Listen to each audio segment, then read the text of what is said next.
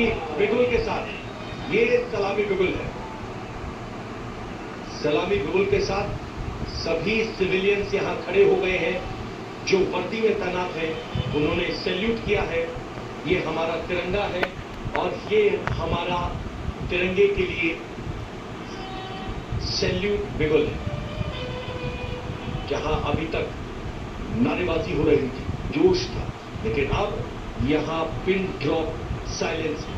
सभी सिविलियंस अपने स्थान पर खड़े हैं।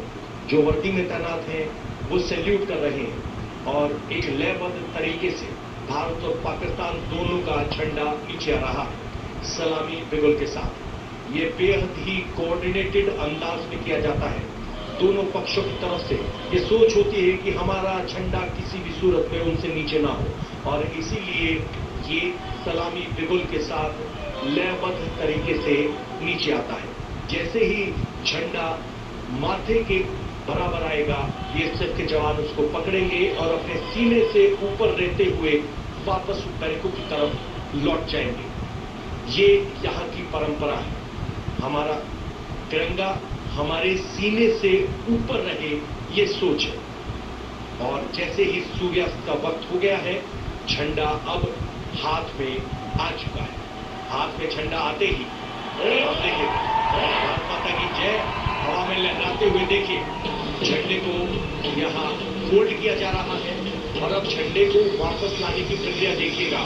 किस तरीके से एक फॉर्मेशन बना ली गई है। जिस जवान के हाथ में झंडा है उसके हाथों को देखिए, सीने से ऊपर तिरंगा हो और सीने से ऊपर 4 जवान आगे, 2 जवान पीछे, बीच में हमारा भारतीय तिरंगा, सीने से ऊपर तिरंगा रखते हुए 1-2-1 के अंदाज में कदम ताल करते हुए वापस बैरकों की ओर।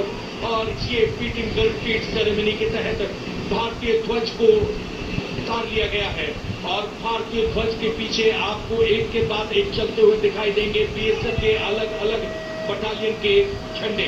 चूंकि पहले दरवाजा बंद किया जाता था, लेकिन अब भारत और पाकिस्तान के बीच दरवाजा बंद करने की अनुमति नहीं, दरवाजा खोलने की अनुमति नहीं है। दरवाजा बंद हो गया है और अब यहाँ अनुमति मांगी जाएगी परेड को समाप्त करने की। डिप्टी परेड कमांडर अगर आप देखेंगे तो यहाँ पहुंचे हैं।